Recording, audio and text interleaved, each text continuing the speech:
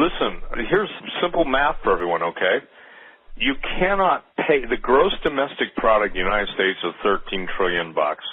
You cannot pay off $200 trillion when nothing's being produced, nothing's being sold, and the whole bloody country is on welfare. So what's the plan? The plan was all along, and I'm the only guy that ever said this, and I can just say to my critics, you know, you can eat sand and turn into vitrified soil. The point is that China and India have the largest populations of any two countries in the world.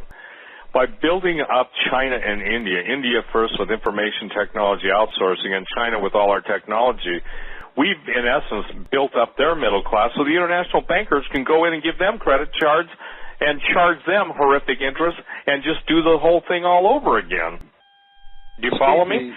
Absolutely. The plan was to take away all our jobs, get rid of all of our industry, okay, strip us of our wealth, take away your homes.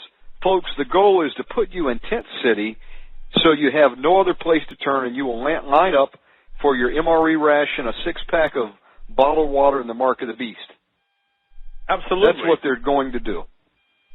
Our only hope is Jesus Christ, and if you have any resources, use them wisely. You know, Steve, my advice, people say, well, what do you do? I say, well, one thing, God says, if you lend to the poor, it's as if you've lent to me, I will repay. Folks, help the poor. If you have some resources, put back some food. A man that doesn't take care of his family is worse than an infidel. And if you have any cash, put it in some gold and silver, something that can make a little bit of money, okay, and that you won't at least lose it. That's my advice. Beyond all that, you know what, Russo? Let me share something with you. It doesn't, you know, as much sense as you're making, here's the problem, and it's the problem in 90% of Christians' walks, okay, those who profess to be evangelicals. Somehow they believe that trusting a paper market made by man, backed up by empty promises which are lies, is better than when God himself said gold and silver as just measures, okay?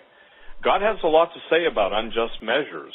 And the problem is most Christians don't want the responsibility for their own money.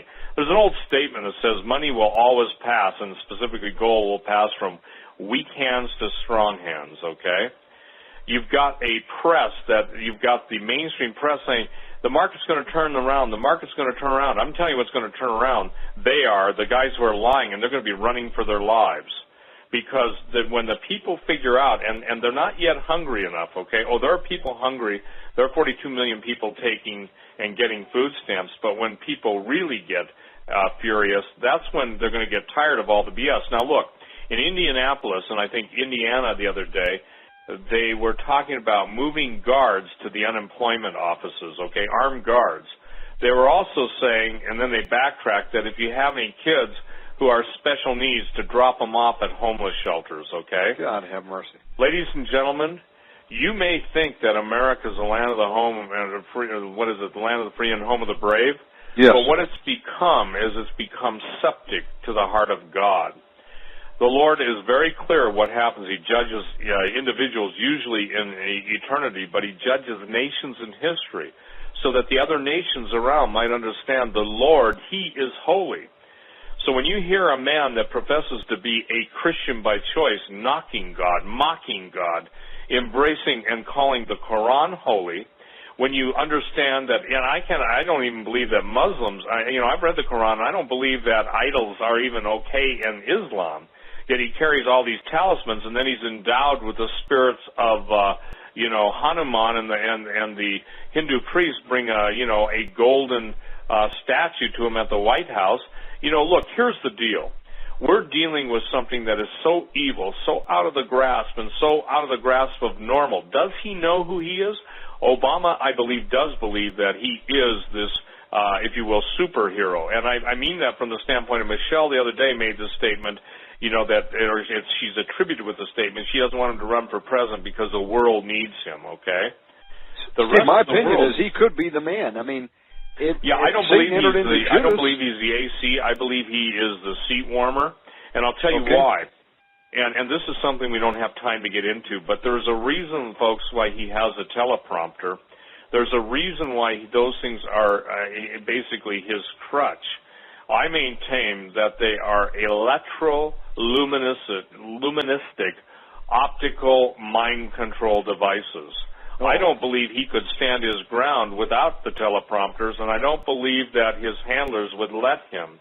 And by the way, if you don't believe, and this is something you got to understand too, every president has a duplicate. And I don't mean necessarily a biological clone. Steve, is he a clone?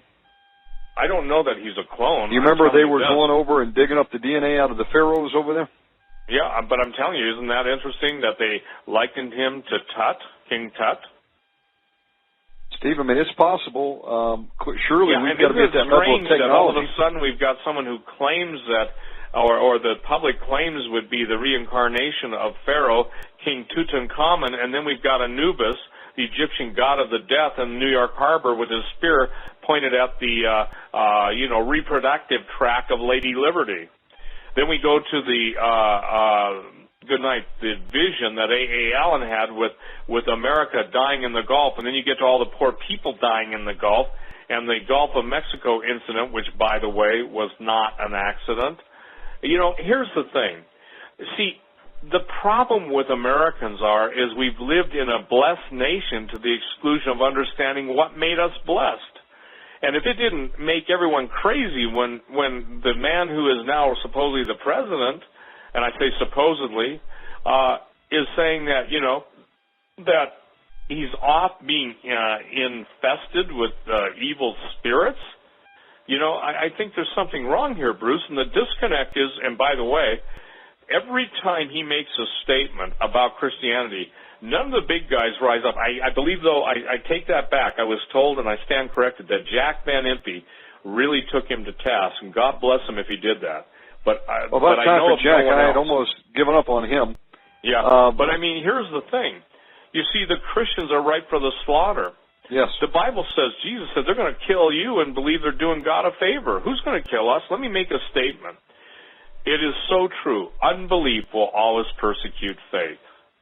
Every time a person says they love Jesus, the people that don't love Jesus say, you're trying to be super spiritual. You're trying to be, no, I'm just loving Jesus, It's kind of like this. I got racked over the coals when I used to play Jesus Is Just All Right by the Doobie Brothers. But if you understand how many of those guys had genuine conversions, I'll tell you what, they're talking about someone that they know personally, and most of the people that are knocking those guys don't know Jesus personally. Oh, I'm telling you what, I have had what I call rainbow Pharisees, okay?